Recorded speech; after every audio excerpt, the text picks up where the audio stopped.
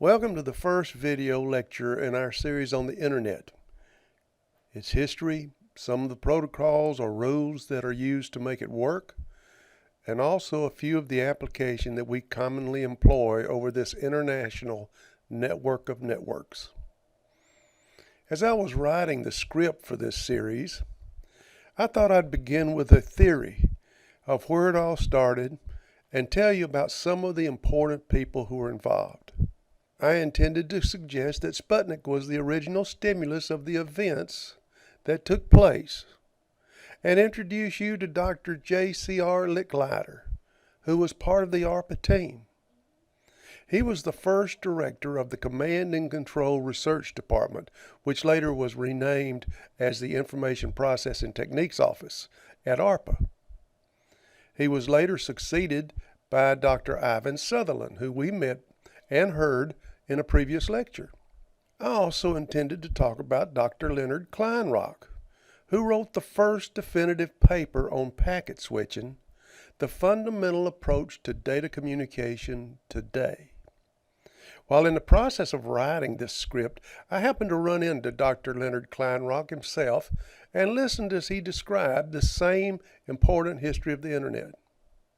Well, rather than you hearing the story secondhand from me, I think I'll let you listen to one who was actually there and involved in it all, Dr. Leonard Kleinrock.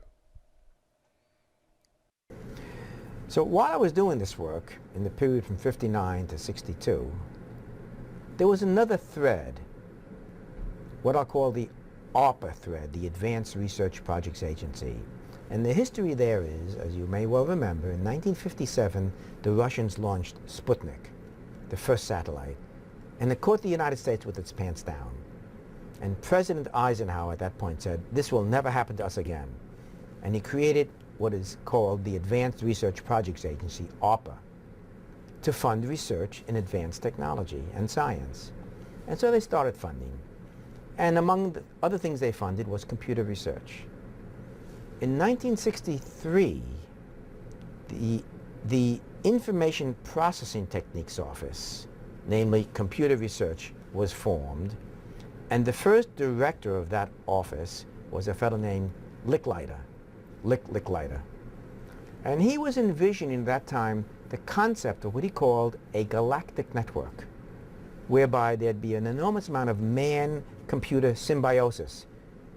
You give some great computing capability with a good interface and put humans in front of it, and there'll be a terrific growth of ideas and functionality. So he was conceiving of this network, but he had no idea how to make it. He was also an MIT professor.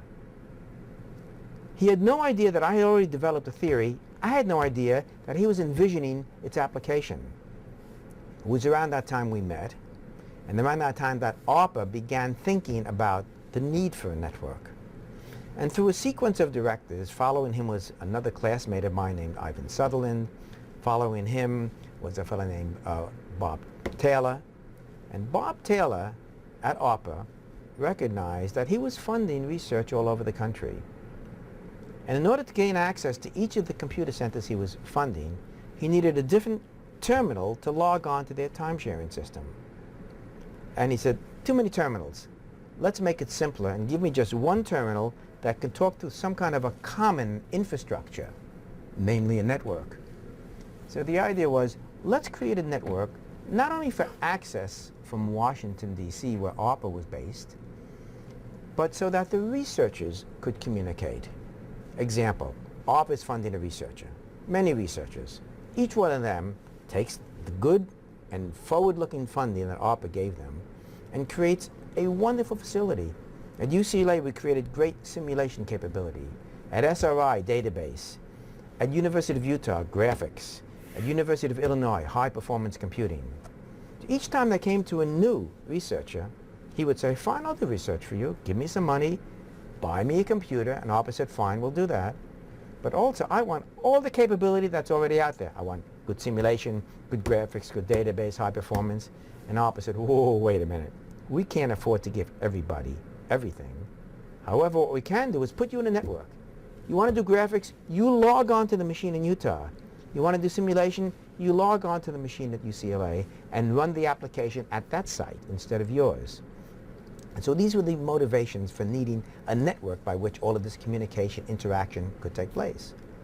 And so they decided to build this network, and they brought to ARPA another one of my classmates named Larry Roberts, and he was put in charge of making this happen. Now he and I were not only classmates at MIT, but office mates. And he was very well aware of what I was doing. You know, we discuss each other's research all the time. And so he recognized that the technology that would allow us to implement this network was the packet switching technology I developed. And in fact, if you look on the web, I can show you where he says he would never have committed this country to spend millions of dollars building a network if he hadn't known that I had proven it would work and that the packets wouldn't fall on the floor or overflow.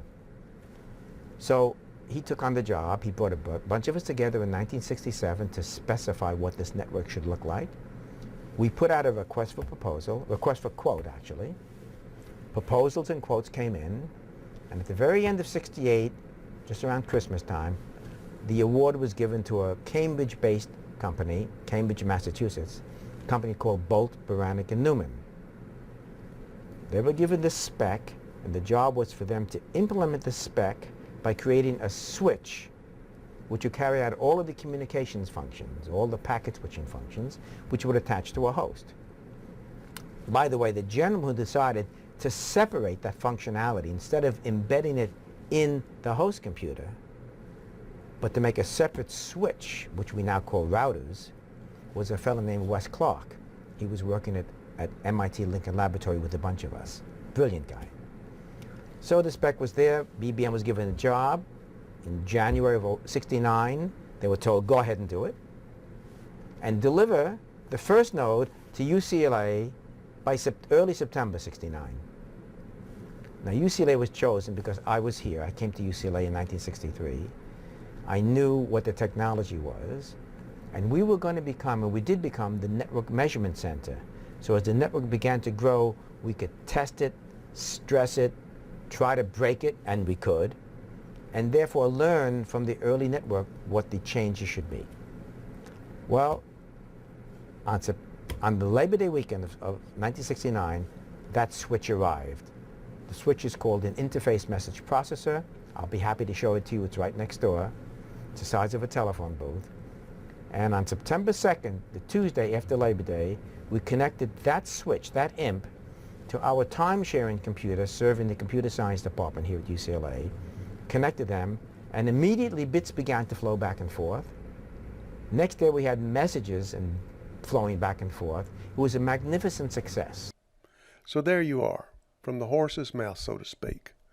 That's how it all started. Now you may be wondering how I happened to run into Dr. Kleinrock. I ran into him on YouTube. I have no idea who he was talking to in that interview, but I believe it was produced by UCLA. So let's take a break. Come on back when you're ready and we'll continue our series on the internet.